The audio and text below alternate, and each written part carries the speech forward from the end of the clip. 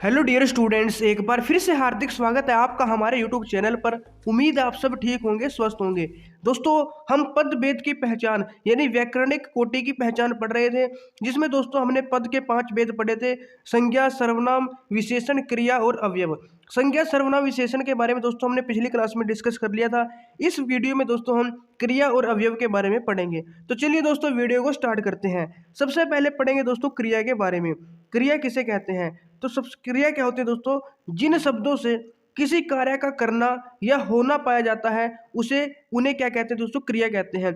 कोई भी शब्द है दोस्तों जिनसे क्या पता चल रहा है कि कोई कार्य किया जा रहा है या कोई कार्य हो रहा है, तो उन शब्दों को दोस्तों हम क्रिया कहते हैं। जैसे दोस्तों अनिल स्कूल जा रहा है, जा रहा है। तो जा, ये जो शब्द है दोस्तों, इससे किसी काम को होने का पता चल रहा है, करने का पता चल रहा है। तो जा क्या हो जाएगा दोस्तों? ये जा रहा है, ये क्या हो जाएगी? हमारी क्रिया हो जाएगी। जैसे यहाँ पे मोहन ने खाना खाया, तो खाया, खाया से पता चला कि दोस्तों कोई काम हुआ है, कोई काम हुआ है, खाने का काम हुआ है, खाया। तो ये हमारी क्या होगी दोस्तों? क्रिया होगी। तो ये जो हमने वाक्य पढ़े दोस्तों, अनिल स्कूल जा रहा है या फिर मोहन ने खाना खाया, इसमें दोस्तों जा रहा है और इसमें खाया, ये क्या है दोस्तों? हमारी क्रियाएं हैं। और दोस्तों एक बात आपको याद रखनी है, जो जा रहा है ये किससे बनी है? जाना से। और जो खा रहा है ये किससे बनी है? खाना से। तो जाना और खाना ये हमारी क्या है? क्रियाएं हो जाएंगी। और दोस्तों कार्य को करने वाला जो होता है उसको हम कर्ता कहते हैं। अब कोई ना कोई कार्य हो रहा है तो उसको करने वाला भी कोई ना कोई होगा, तो जो कार्य को करता है उसको हम क्या कहते हैं? कर्ता कहते हैं। जैसे इंग्लिश में हम सब्जेक्ट कहते हैं। यहाँ पे दोस्तों अनिल जा रहा है, कौन जा रहा है? जाने का काम किसके, कौन कर रहा है? अनिल। तो अनिल यहाँ पे क्या हो जाएगा दोस्तों? कर्ता हो जाएगा, सब्जेक्ट। और मोहन ने खाना खाया, खाना खाया किसने खाया दोस्तों? मोहन ने। तो यहाँ पे कर्ता क्या हो जाएगा? मोहन। तो कार्य को करने वाला कर्ता कहलाता है। और जो कार्य हो रहा है, ये जो कार्य किया जा रहा है, उन शब्दों को हम क्या कहते हैं? क्रिया कहते हैं। तो आपको याद रखना है। एक होता है दोस्तों धातु। धातु किसे कहेंगे? धातु क्रिया के मूल रूप को कहते हैं। क्रिया का जो मूल रूप है दोस्तों उसे धातु कहते हैं। इन्हीं धातुओं से भिन्न भिन्न क्रियाओं का निर्माण होता है। जैसे पी, पी क्या है दोस्तों? एक धातु है। इसी से क्या बनता है? पीना, ये पिया, ये पिए। तो दोस्तों ये क्या है? हमारी धातु है। मतलब कि क्रिया की जो मूल रूप होता है उसको धातु कहते हैं। इसी से दोस्तों अलग अलग क्रियाएं बनती है। जैसे खा है, खा से क्या बनेगा दोस्तों? खाना। उसने खाया बन गया, खाए बन गए। तो खाना से, खा से बन गया। तो इसकी खाना की या खाए की ये क्या होगी दोस्तों? मूल मूल धातु होगी। क्रिया का मूल रूप हो गया खा। जैसे दोस्तों जा, जा से क्या बना? जाना, या जा रहा है या जा रहे हैं, तो ये बनेगा जा से। जैसे दोस्तों आ से क्या बनेगा? आया या आए या आ गया या आ रहा है। तो ये मूल क्या है दोस्तों? धातु हो गई, मूल रूप हो गया क्रिया का। इसी से बाकी क्रियाएं बन जाएगी टेंस के अकॉर्डिंग। ऐसे पढ़, चल, ये सभी क्या है दोस्तों? धातुएं होती हैं। तो ये भी आपको याद रखना है। अब बात करेंगे दोस्तों क्रिया के प्रकार की। क्रिया के कितने प्रकार होते हैं? तो सबसे पहले दोस्तों कर्म के आधार पर बात करेंगे। कर्म के आधार पर दोस्तों 2 प्रकार होते हैं। एक तो दोस्तों जिसमें कर्म होगा और जिसमें कर्म नहीं होगा। अब ये कर्म क्या होता है? जिसको दोस्तों हम इंग्लिश में ऑब्जेक्ट कहते हैं, तो आप ऐसे इसको समझ सकते हैं, हिंदी में कर्म कहते हैं। तो इसके आधार पर 2 प्रकार की क्रियाएं होती हैं दोस्तों। एक होती है सकर्मक, एक होती है अकर्मक। तो सकर्मक और अकर्मक। सकर्मक क्या होगी दोस्तों? जिन वाक्यों में क्रियाएं अपने कर्म के साथ होती हैं उन्हें सकर्मक क्रियाएं कहते हैं। सकर्मक यानी क्रिया के कर्म के साथ। तो जिनमें दोस्तों क्रियाएं अपने कर्म के साथ होती हैं उसको हम कैसे कहेंगे? सकर्मक। जैसे कृष्ण कुत्ते को रोटी खिलाता है, कृष्ण कुत्ते को रोटी खिलाता है। तो इसमें दोस्तों क्रिया क्या है? खिलाना, जिसका प्रभाव किस पे पड़ता है? कुत्ते पे पड़ता है। तो रोटी खिलाने का, इस खिलाने का प्रभाव किस पे पड़ता है दोस्तों? कुत्ते पर पड़ता है। तो कुत्ता क्या है दोस्तों? यहाँ पे कर्म हो जाएगा इस क्रिया का। कुत्ता क्या हो जाएगा दोस्तों? खिलाना क्रिया का कर्म हो जाएगा। तो ये क्या होगी? एक सकर्मक क्रिया है। तो जिसमें दोस्तों ऑब्जेक्ट आता हो, कोई क्या है दोस्तों? कर्म आता हो, और उस कर्म पे क्या है? क्रिया का प्रभाव पड़ता हो, तो ऐसी क्रियाओं को हम सकर्मक क्रिया कहते हैं। और अकर्मक की बात करें दोस्तों, जैसे जिनमें दोस्तों क्या है? जो क्रियाएं बिना कर्म के वाक्यों में आती है उनको हम क्या कहते हैं? अकर्मक क्रियाएं। दोस्तों जो बिना कर्म के आती है, जैसे सविता हंसती है, तो सविता हंसती है, इसमें कोई ऑब्जेक्ट ही नहीं है, कोई कर्म ही नहीं है। और ना ही दोस्तों जो ये हंसती है, इसका मूल रूप क्या बनेगा? हंसना, हंस। तो इस हंसना क्रिया का किसी पे प्रभाव भी नहीं पड़ रहा। तो जिस क्रिया का किसी पे प्रभाव नहीं पड़ता है या किसी कर्म पे प्रभाव नहीं पड़ता है, ये कर्म नहीं होता है जिसमें, उसको हम दोस्तों अकर्मक क्रिया कहते हैं। तो हंसना क्या है दोस्तों, हमारी अकर्मक क्रिया है। रोना भी क्या है, अकर्मक क्रिया है। तो ये आपको ध्यान में रखना है, सकर्मक जिसमें कर्म भी होता है, अकर्मक दोस्तों जिसमें कर्म नहीं होता या जिस क्रिया का किसी पे प्रभाव नहीं पड़ता, लेकिन सकर्मक में कर्म होता है जिस पे क्रिया का प्रभाव पड़ता है। तो आपको याद रखना है। उसके बाद दोस्तों अगर हम संरचना की दृष्टि से देखें, संरचना की दृष्टि के आधार पर दोस्तों क्रिया के 5 भेद होते हैं। कर्म के आधार पर 2 होते हैं, सकर्मक और अकर्मक, लेकिन एक है दोस्तों संरचना की दृष्टि। तो संरचना की दृष्टि से दोस्तों क्रिया के 5 भेद होते हैं। कौन कौन से होते हैं दोस्तों 5 भेद? सबसे पहले है दोस्तों सामान्य क्रिया। सामान्य क्रिया के बाद दोस्तों क्या है, सामान्य क्रिया के बाद है दोस्तों संयुक्त क्रिया, संयुक्त क्रिया के बाद नाम धातु क्रिया, और फिर प्रेरणार्थक क्रिया, और फिर पूर्वकालिक क्रिया। तो ये 5 क्रियाएं होती हैं। तो सबके बारे में 1 बाय 1 पढ़ेंगे। सबसे पहले बात करते हैं सिंपल वर्ब कह सकते हो आप, सामान्य क्रिया। तो सिंपल दोस्तों जिसको आप सामान्य यूज करते हो, जैसे राम ने पतंग उड़ाई, चित्रकार ने चित्र बनाया, हमने कमरे की सफाई की, रचना ने नया सूट खरीदा। तो ये क्या है दोस्तों, सिंपल सिंपल वर्ब है, सामान्य क्रिया है, जो कि दोस्तों क्रिया का सामान्य रूप होता है। सामान्यतः इसका ही अधिक प्रयोग किया जाता है, इसी का दोस्तों हम ज्यादातर उपयोग करते हैं। राम ने पतंग उड़ाई, उसने खाना खाया, है ना, हमने कमरे की सफाई की, चित्रकार ने चित्र बनाया, उसने मतलब पेन से पत्र लिखा। तो मतलब सिंपल होती है जो, वो क्या कहलाती है, हमारी सामान्य क्रिया कहलाती है। जब आप अगले जो इसके टाइप पढ़ोगे फिर आपको समझ में आ जाएगा सिंपल का क्या मतलब होता है। अब आप पढ़ेंगे दोस्तों संयुक्त। अब संयुक्त का मतलब क्या होता है दोस्तों, संयुक्त वर्ड का ही मतलब क्या होता है दोस्तों, जो एक से अधिक से मिलकर बना हो। संयुक्त का मतलब ही क्या होता है दोस्तों, जो एक से अधिक या दो से अधिक से मिलकर बना हो। तो संयुक्त क्रिया कौन सी होगी? ऐसी क्रिया दोस्तों जिन वाक्यों में एक से अधिक क्रिया मिलकर एक ही कार्य को पूरा करती है, उन्हें संयुक्त क्रिया कहते हैं। दोस्तों संयुक्त क्रिया में क्या होगा, एक या फिर एक से अधिक क्रिया मिलके एक ही कार्य को पूरा करती है, उन्हें हम संयुक्त क्रिया कहते हैं। जैसे दोस्तों यहाँ पे देखो, यहाँ पे क्या लिखा है, राम ने पुस्तक पढ़ ली। राम ने पुस्तक पढ़ ली, तो पढ़ भी आया है, ली भी आया है। तो 2 क्रियाएं मिलके एक क्रिया का काम कर रही है। राम ने पुस्तक पढ़ ली, तो दोनों मिलके दोस्तों क्या है, एक ही काम कर रही है, तो ये संयुक्त क्रिया हो जाएगी। गायक घंटों तक गाता रहा, गाता रहा, तो दोनों मिलके क्या है दोस्तों, 2 क्रियाएं मिलके क्या है, एक क्रिया का काम कर रही है, तो ये संयुक्त क्रिया हो जाएगी। यानी एक से ज्यादा क्रियाएं मिलके एक ही क्रिया के रूप में यूज होगी, तो उसे हम दोस्तों क्या कहेंगे, संयुक्त क्रिया कहेंगे। उसके बाद दोस्तों नाम धातु क्रिया। नाम, तो नाम धातु दोस्तों ऐसी क्रियाएं जो संज्ञा, सर्वनाम, विशेषण या अनुकरणात्मक शब्दों से बनती हैं। किससे बनती हैं दोस्तों, संज्ञा, सर्वनाम, विशेषण या फिर अनुकरणात्मक शब्दों से बनती है, उन्हें नाम धातु क्रिया कहते हैं। जैसे दोस्तों बातें करना और झूठ, ये क्या है दोस्तों, संज्ञा है। तो इससे क्या बना दिया, बतियाती। दोनों औरतें देर तक बतियाती रहीं, तो ये बतियाती दोस्तों एक क्रिया बन गई। क्या बनेगी, क्रिया, जो कि किससे किससे बनी है दोस्तों, संज्ञा से। तो ये क्या हो जाएगा दोस्तों, नाम धातु क्रिया हो जाएगी। इसी प्रकार दोस्तों झूठ क्या है, झूठ क्या है दोस्तों, एक संज्ञा है। तो जो चोर झुठलाने का प्रयास करता रहा, तो झुठलाना ये क्रिया के रूप में यूज हुआ है, जो कि किससे बना है, संज्ञा से। तो इसका क्या नाम हो जाएगा, नाम धातु क्रिया। कैसे दोस्तों, नाम धातु क्रिया हो जाएगा। उसके बाद है दोस्तों प्रेरणार्थक क्रिया। प्रेरणार्थक क्रिया, तो इसका मतलब क्या होगा, जब कर्ता स्वयं कार्य ना करके दूसरों को करने की प्रेरणा देता है या दूसरों से उस कार्य को करवाता है, तो इसे प्रेरणार्थक क्रिया कहते हैं। दोस्तों प्रेरणार्थक क्रिया कब कहेंगे, ऐसी क्रिया जब कोई कर्ता खुद तो कोई काम नहीं करता है, मतलब जबकि क्या करता है वो, या तो दूसरों को काम करने की प्रेरणा देता है या फिर दूसरों से काम, उस कार्य को वो करवाता है। तो उस जो भी यहाँ पे क्रिया यूज होगी उसको हम क्या कहेंगे, प्रेरणार्थक क्रिया कहेंगे। जैसे दोस्तों एग्जाम्पल से देखो, यहाँ पे लिखा है मोहन नौकर से खाना बनवाता है। अब दोस्तों यहाँ पे करता क्या है, मोहन है। अब ये खुद तो दोस्तों कार्य कर नहीं रहा, खाना बनवाने का काम है जो खुद नहीं कर रहा, किससे करवा रहा है दोस्तों, किसी और से, जो यहाँ पे नौकर है। तो मोहन नौकर से खाना बनवाता है, तो किसी और से काम करवाया गया दोस्तों इस क्रिया के थ्रू। तो ये क्रिया हमारी क्या हो जाएगी दोस्तों, इसको हम प्रेरणार्थक क्रिया कहेंगे। सिमिलरली दोस्तों अगर हम नेक्स्ट एग्जाम्पल देखें, रमा नौकरानी से कपड़े धुलवाती है, तो धुलवाने का काम दोस्तों रमा यहाँ पे करता है, इसने नहीं किया बल्कि इसने किसी से करवाया। तो ये क्या हो जाएगी दोस्तों, हमारी प्रेरणार्थक क्रियाएं।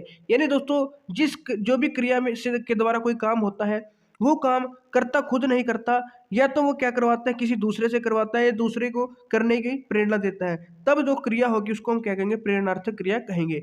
एक होती है दोस्तों पूर्वकालिक क्रिया। पूर्वकालिक क्या है दोस्तों, इसको ध्यान से समझना।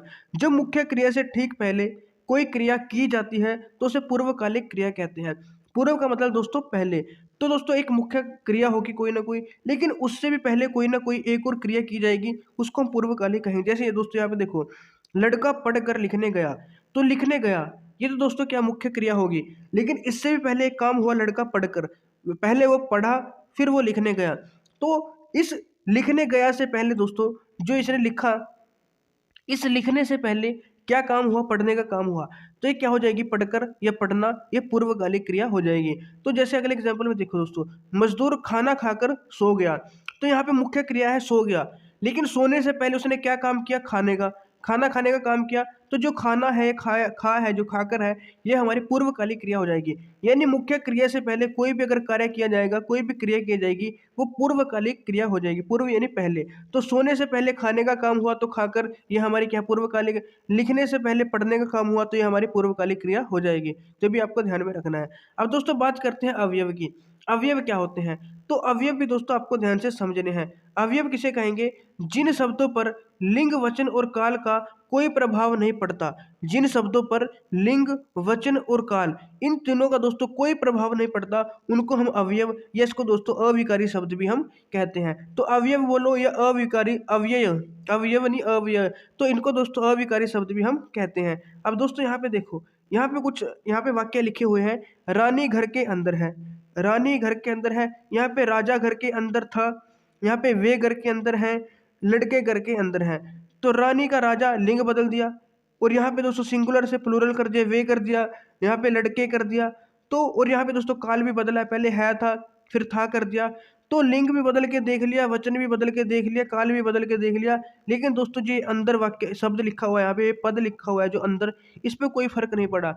राजा घर के अंदर था तो भी अंदर आया, रानी घर के अंदर है तो भी अंदर आया, वे घर के अंदर है तो भी अंदर आया, लड़के घर के अंदर है या थे कर दो तो भी अंदर ही रहेगा। यानी इस पद पे दोस्तों कोई भी क्या फर्क नहीं पड़ रहा है, इसमें कोई परिवर्तन नहीं हो रहा है।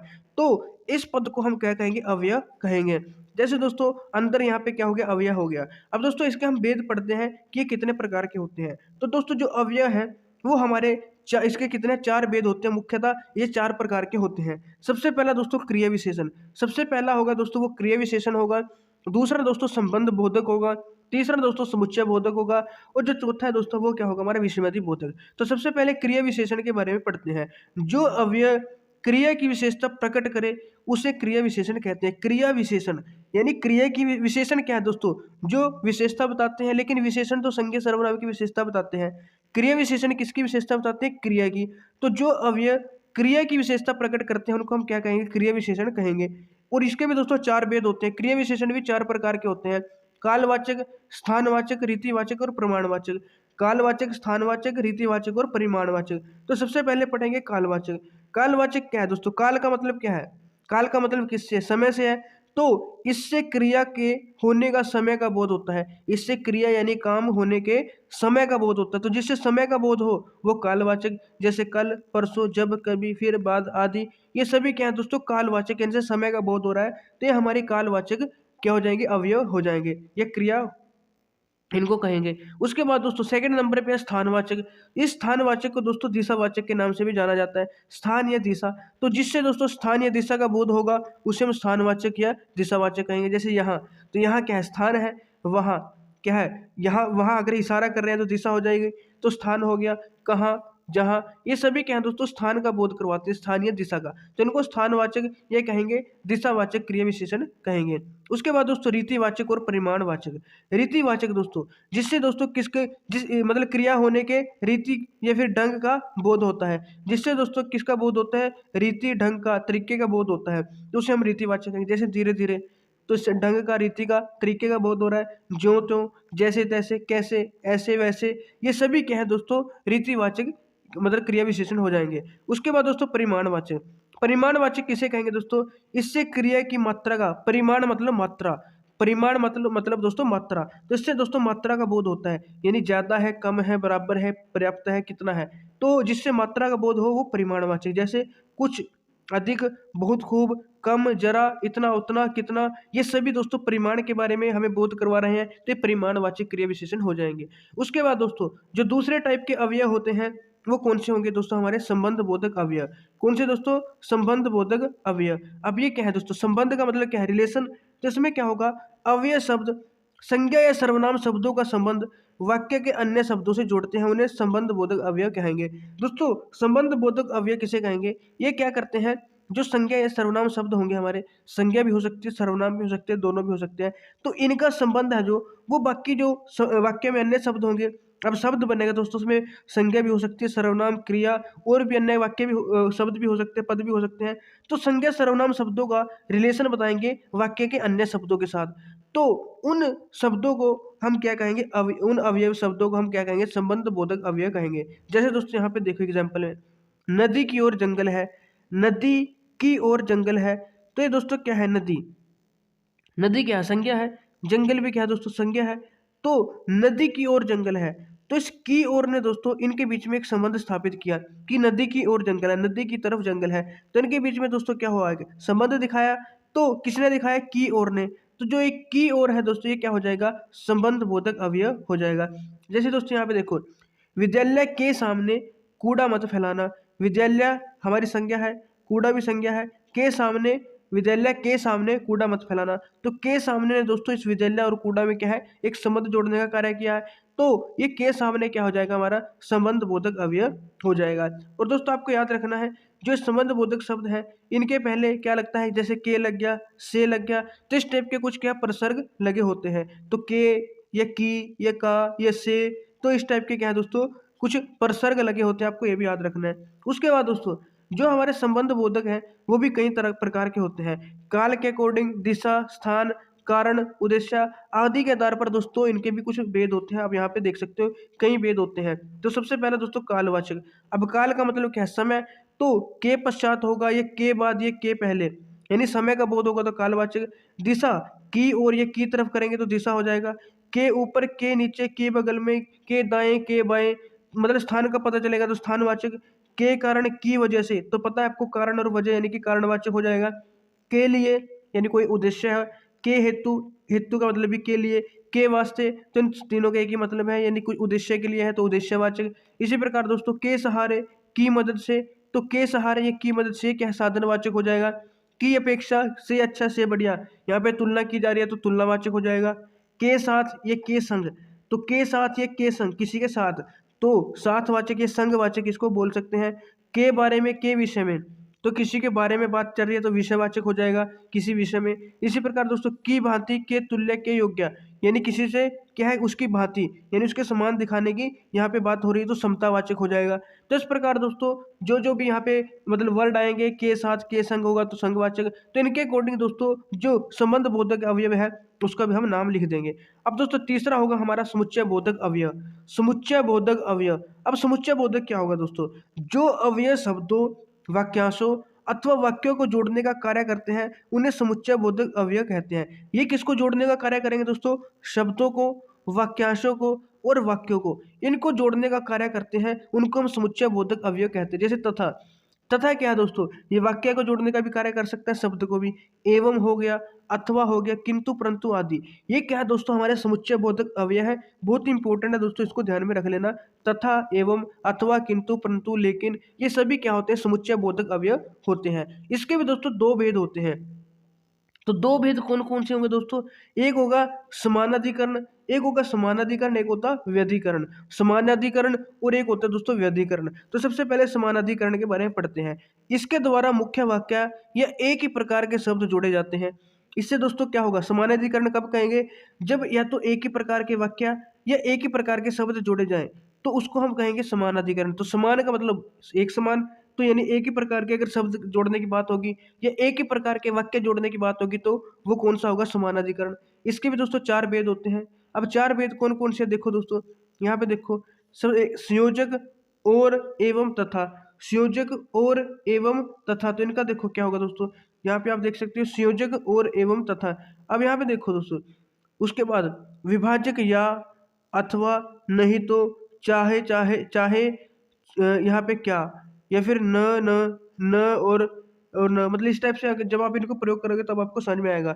जैसे दोस्तों या का यूज किया जाता है, अथवा का यूज किया जाता है, नहीं तो या फिर चाहे का यूज किया जाता है, या क्या का यूज किया है, या क्या क्या का भी यूज किया जाता है, मतलब चाहे ये चाहे वो, क्या ये क्या, मतलब दोनों का यूज, शुरू में इसका यूज कर लिया, फिर कुछ बीच में अदर वाक्यांश आ गया, फिर क्या का यूज कर लिया।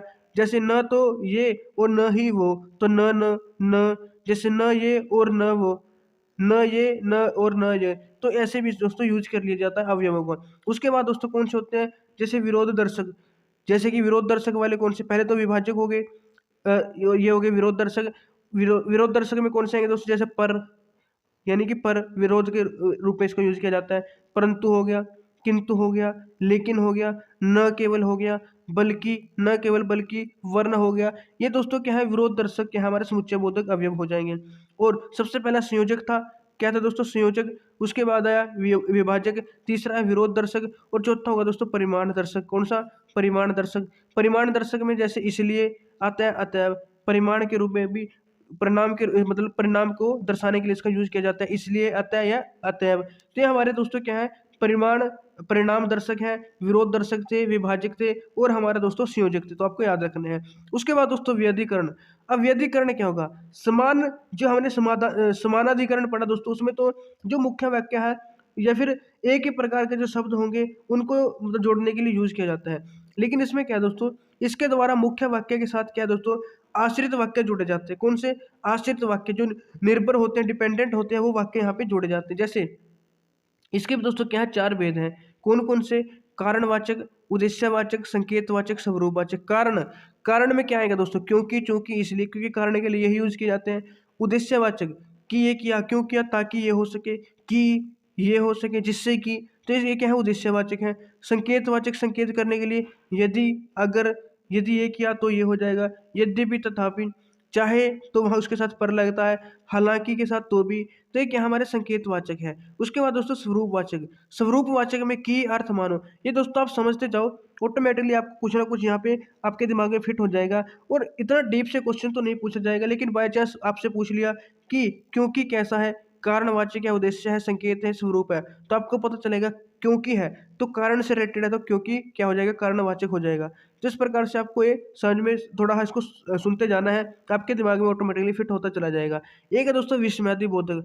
तो विषमयादि बोधक, जहाँ पे भी दोस्तों आपको विषमयादि शब्द दिख जाए, तो ये किससे रिलेटेड होता है, जो हाव भाव होते हैं, मनोभाव होते हैं, उनसे रिलेटेड होता है। तो ऐसे अवयवों से हर्ष यानी खुशी, शोक, आश्चर्य आदि जो हमारे मनोभाव है उनका बोध होता है। इस इनको दोस्तों हम भाव बोधक भी कह सकते हैं, या फिर दोस्तों इनको विषमयादि बोधक अवयव तो कहते हैं।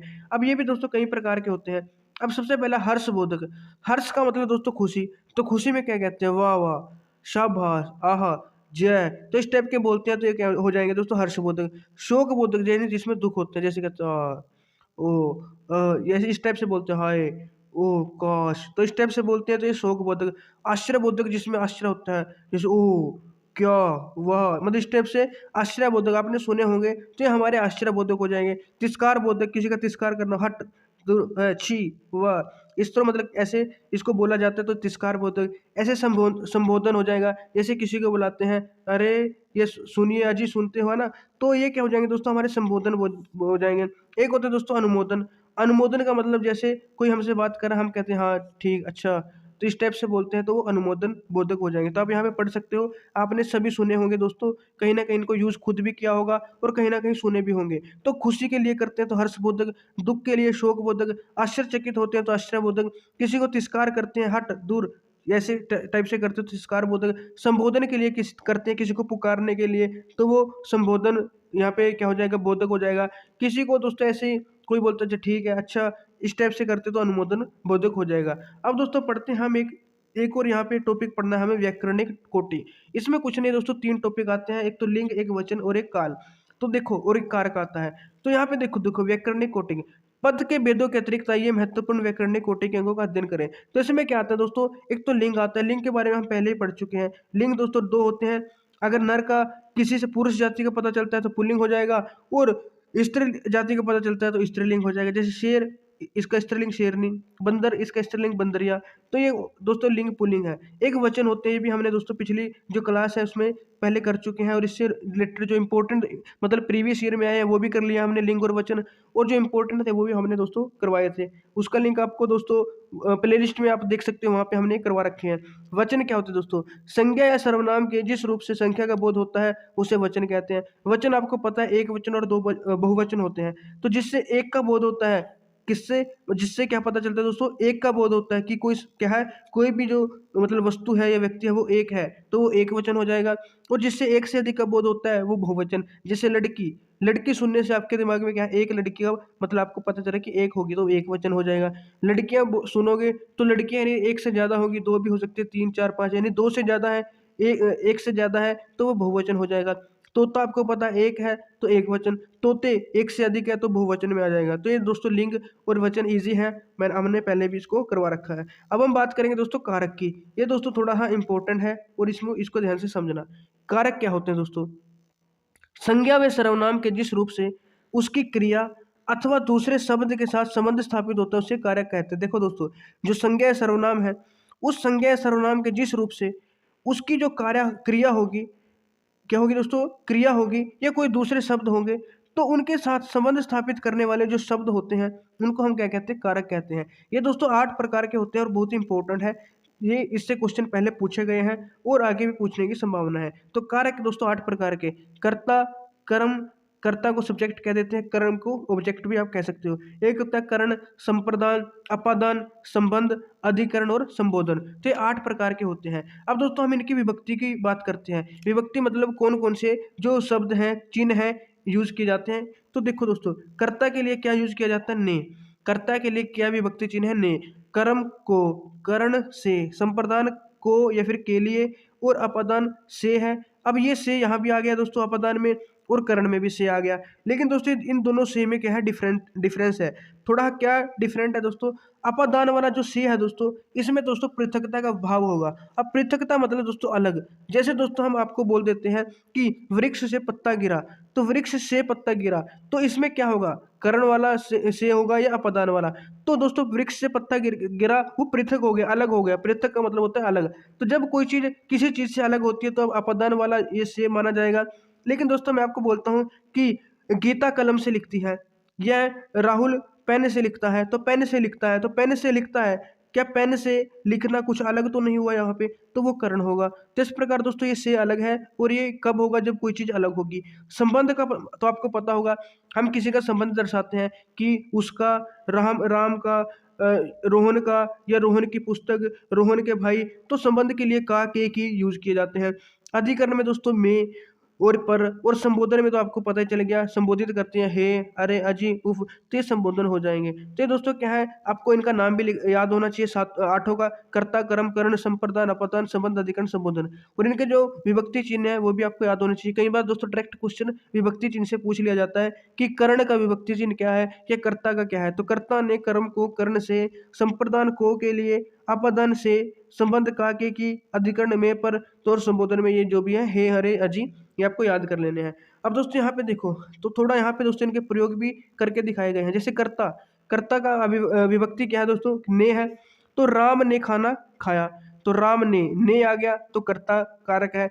मैंने उसे पढ़ाया, तो मैंने, ने आ गया तो कर्ता है। कर्म की बात करें, पिता ने पुत्र को डांटा, तो पिता ने, यहाँ पे दोस्तों क्या है, पिता ने, यहाँ पे तो कर्ता आया है, लेकिन पुत्र को डांटा, पुत्र को, तो को आ गया दोस्तों। तो यहाँ पे को क्या है, कर्म हो जाएगा। यहाँ पे क्या हो जाएगा, कर्म कारक की विभक्ति हो जाएगी को।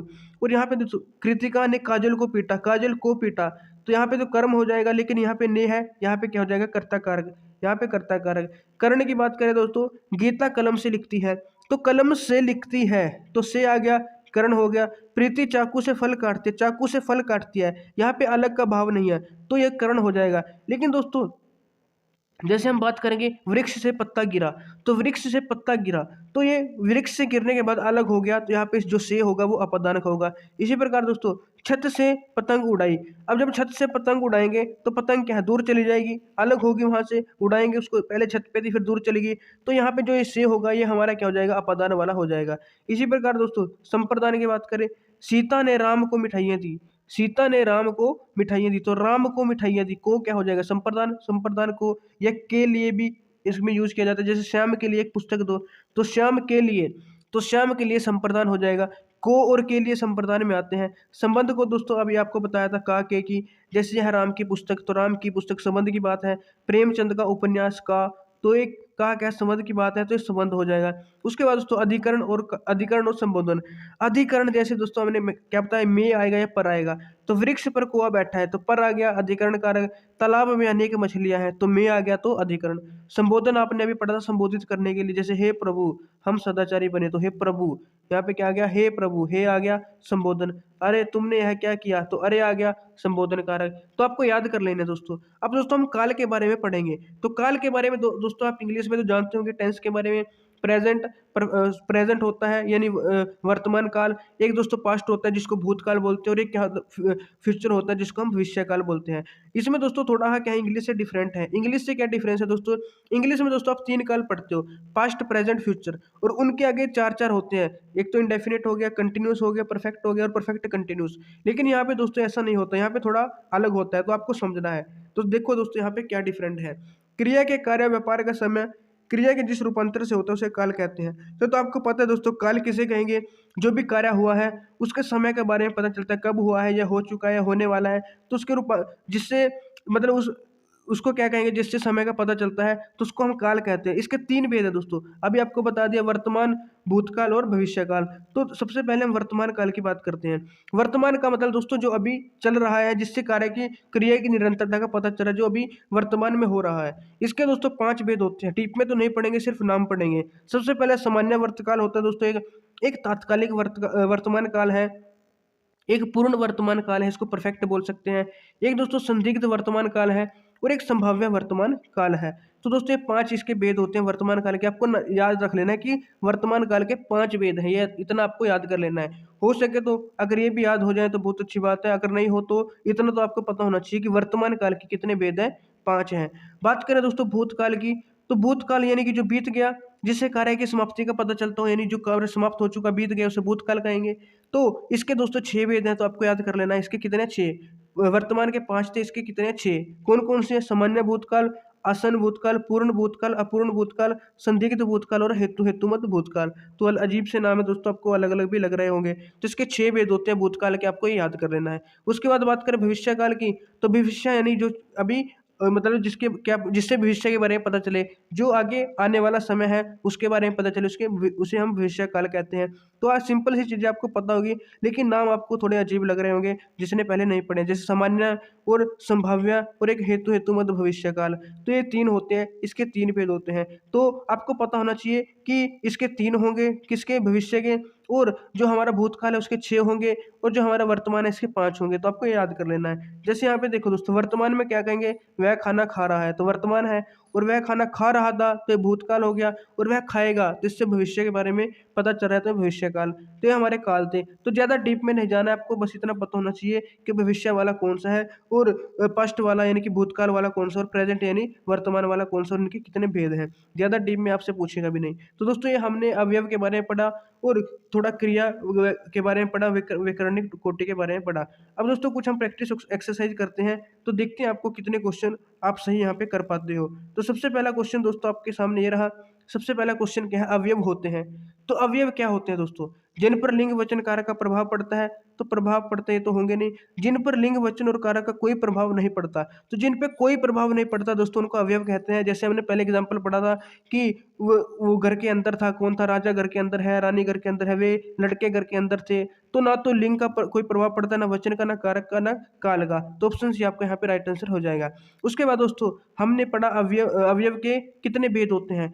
तो अवयव के दोस्तों हमने भेद पढ़ा था, कितने भेद होते हैं दोस्तों, अवयव के दोस्तों हमने कितने, 4 भेद पढ़े। कौन कौन से 4 भेद पढ़े, ऑप्शन सी आपका राइट आंसर हो जाएगा। क्रिया विशेषण पढ़ा, संबंध बोधक अवयव, समुच्चय बोधक अवयव और विषयादि बोधक अवयव। तो 4 भेद होते हैं, आपको याद रखना है। उसके बाद दोस्तों मैं कल वहां गया, मैं कल वहां गया, तो इसमें क्रिया विशेषण क्या है, क्रिया विशेषण आपको बताना है। तो क्रिया विशेषण के भी 4 भेद बताए थे दोस्तों आपको, कालवाचक, स्थानवाचक या दिशावाचक कहते हैं जिसको, या रीतिवाचक या परिमाणवाचक।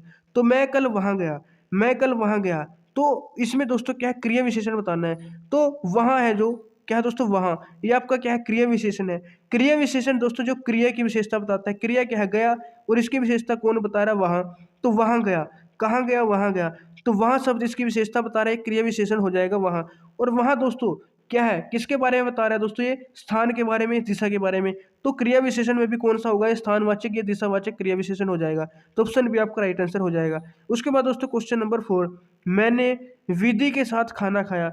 विधि के साथ खाना खाया, तो वाक्य में रेखांकित अंश है, तो आपको बताना है क्या है।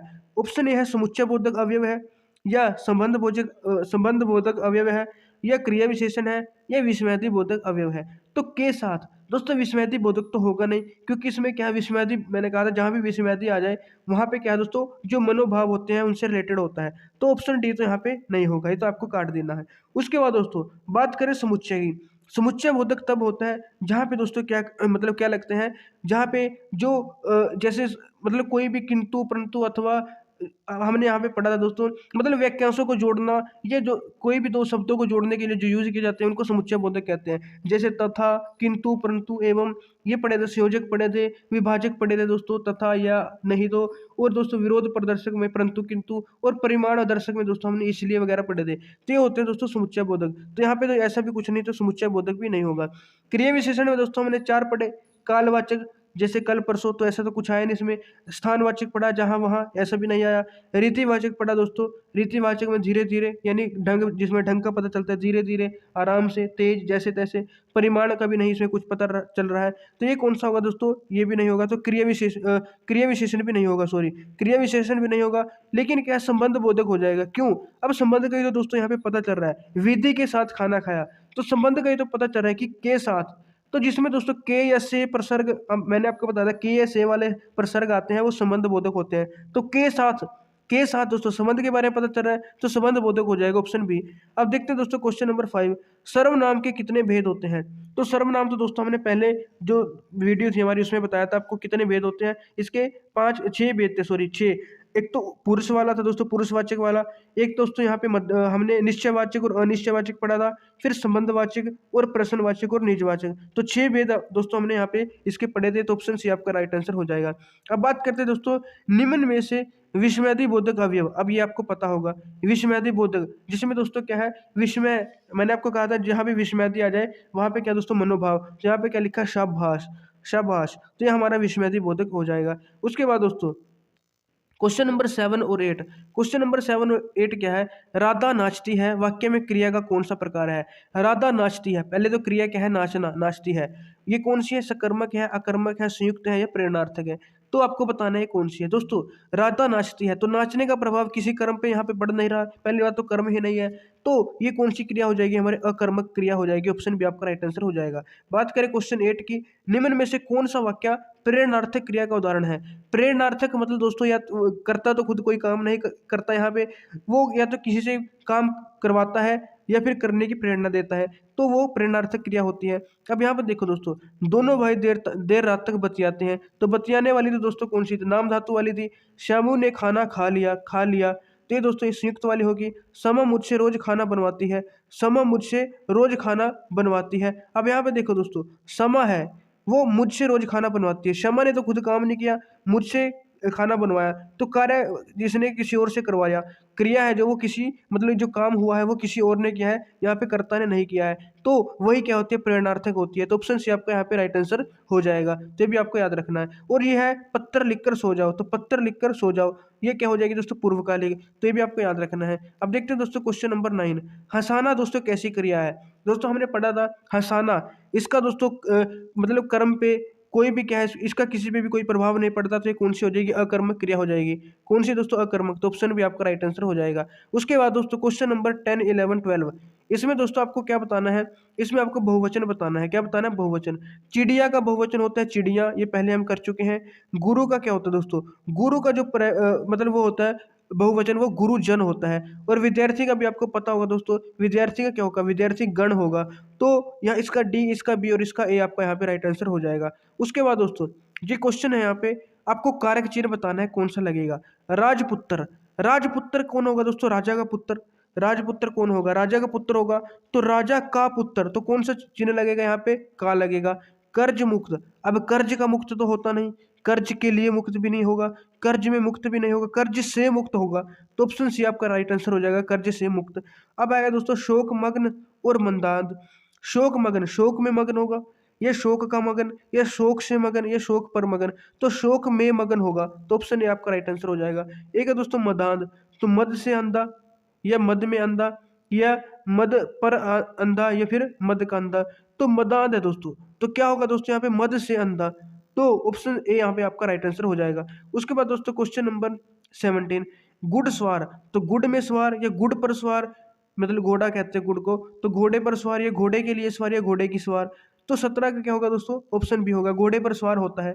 यहाँ पे तुलसी कृत, तो तुलसी में कृत या तुलसी के द्वारा कृत या तुलसी पर कृत या तुलसी को कृत, तो तुलसी के द्वारा कृत, तुलसी के द्वारा कृत, तो ऑप्शन बी आपका राइट आंसर हो जाएगा। तो इस टाइप से भी क्वेश्चन आ सकता है। अब ये बताओ दोस्तों, बहुत ही इजी क्वेश्चन है, उसने खाना खाया, उसने खाना खाया, तो कौन सा काल है, भूतकाल है, भविष्य, वर्तमान है, भविष्य है, कोई सा नहीं। तो उसने खाना खाया, खाया, खाया यानी खा लिया, तो वो मतलब पास्ट में चला गया, तो कौन सा हो जाएगा, भूतकाल हो जाएगा। ऑप्शन ए आपका राइट आंसर है। उसके बाद दोस्तों क्वेश्चन नंबर 20, राहुल बस में जाएगा, तो जाएगा, जाएगा भी गया नहीं, वो नहीं जा रहा है, तो ना तो वर्तमान होगा ना भूत, भविष्य हो जाएगा, क्योंकि जाएगा तो भविष्य की बात है। उसके बाद कविता सो रही है, सो रही है यानी अभी वर्तमान है, सो रही है तो वर्तमान काल हो जाएगा।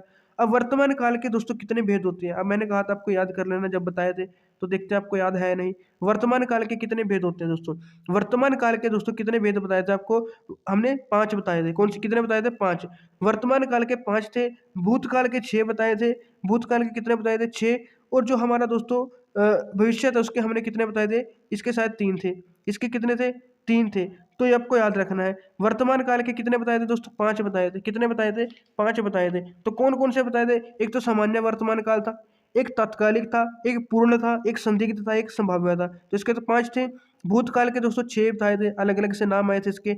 एक तो सामान्य तो था, आसन था, पूर्ण भूतकाल, अपूर्ण भूतकाल, एक संदिग्ध भी था और एक हेतु हेतु मद।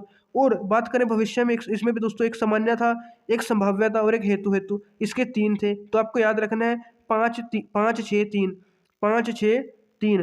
तो 5 किसके हैं, उसके वर्तमान के, 6 किसके हैं भूतकाल के, 3 किसके हैं भविष्य के। तो आपको ये याद कर लेना है। उसके बाद दोस्तों ये दोस्तों 2019 में क्वेश्चन आया था, क्वेश्चन नंबर 25, आशा, अविश्वसनीय, प्रोत्साहित और यह, ये 4 शब्द है दोस्तों, इनमें से क्रिया बतानी है कौन सी है।